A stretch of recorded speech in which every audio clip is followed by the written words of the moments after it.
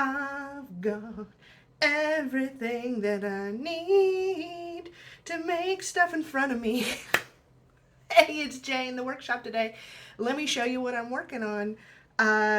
This week I wanted to do a little dice chest, and in fact my shop partner put a note up there while I was on vacation to make tiny dice chests for our tiny dice. We have these really itty bitty little dice sets, and they wanted a little dice chest to go with it. So I figure I can kit bash some stuff together in Tinkercad, grab, you know, a chest, basically a little box. Thank you, dogs, for your contribution. Hold on. Dogs are fun.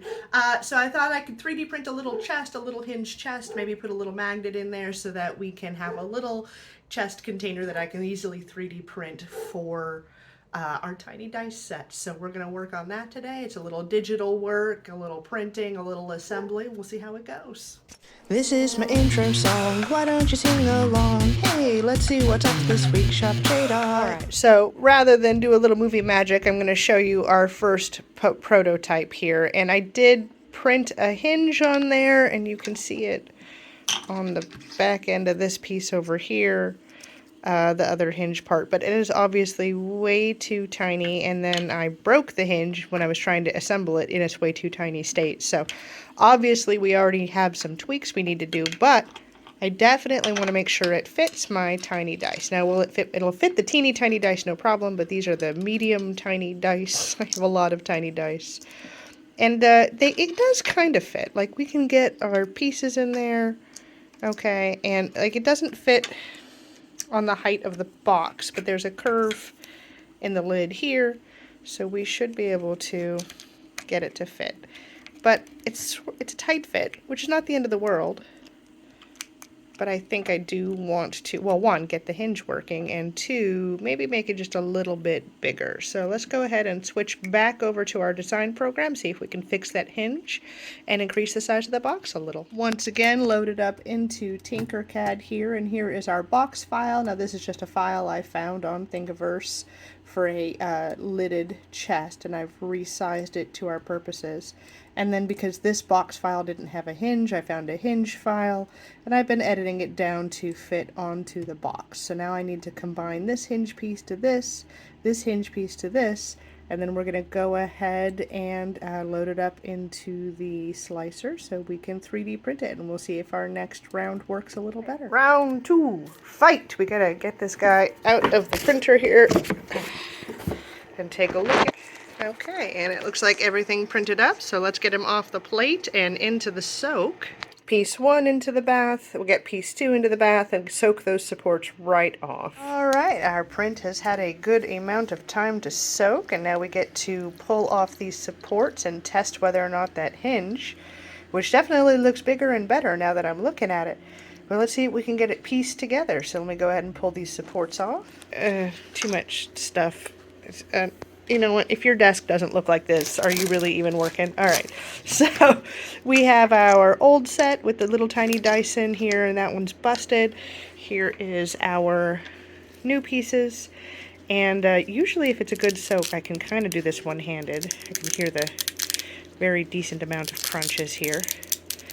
This is like 3D printing ASMR, I don't know.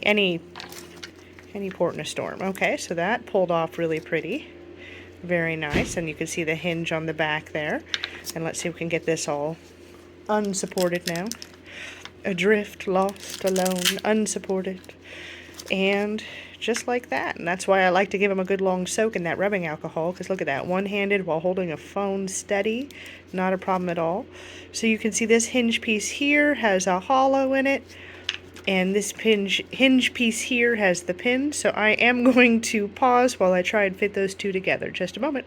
I did end up needing to shave the pin down just a little bit, just with an X-Acto knife, and that's actually kind of an advantage of the soak and not finishing the cure yet, is that it's still a little bit soft, which makes it really easy to shave, and a haircut, 2 bits, but it definitely hinges, so I'm going to finish curing it up so it's a little harder, and then we will put some dice in our tiny treasure chest.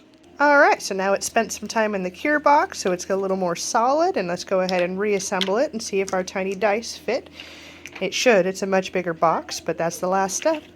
Hey, check it out. We got a little hinge on the box. Very cute, okay? The box closes. That's what we want to see. Let's go ahead and put our dice in there, which I think is going to be pretty straightforward because... No. There we go. And that's your basic digital kit bash right there. So rather than in physical life buying all the bits and gluing them together, I can now hack them together in a 3D modeling program and make ourselves a cute little treasure chest. Now I think I might put a little magnet closure in there just so it stays shut, but perfect, right? Okay, so round one, which I did off camera, was this little green box that was too small and doesn't have really a working hinge. The hinge was too tiny on that one. You can just barely even see that it's there. And round two went much better. So now I have a working box with a little thing in it, but the hinge on it is busted. Right now it's like an earring pin, and I was hoping to improve upon that design. And then while drilling holes for the magnets, I absolutely stabbed myself doing a good job there. So I redid the design a little more after that last attempt, and it still doesn't work. The magnets are better. I basically digitally put holes in so I wouldn't have to drill into my fingers. So the magnets fit absolutely perfectly. Flush, beautiful, all of that. But the hinge is still giving me a bunch of grief. Like now it won't close properly because of the ways I messed with the hinge. So still got some work to do on the hinge portion of this, but without the hinge, and I'm actually just going to snap it right off. That's how weak that hinge is right now. Without the hinge, it closes really nicely. So now I'm wondering if I shouldn't just do all magnet closures or what. But for the most part, adorable, and absolutely fits that set of dice just like we want it to. So I'm excited to keep working on this project, and I think this might be the March rewards for my Patreon patrons. So everyone in March should get a tiny dice chest, hopefully with a tiny set of dice in them, randomized. But that's part of the prototyping process and why I have a Patreon, because a lot of my prototypes are really cute and I hate throwing them away. So might as well give them out as rewards for people who are helping support the research and development process. And that's about where we're at. Now, this is YouTube, so there are the usual YouTube things that we ask you to do. Like, subscribe, set up notifications. If you have the time, I would love to have you here in our clubhouse. But remember, one, take your meds, whether you forgot or not. I need you to take care of yourself first.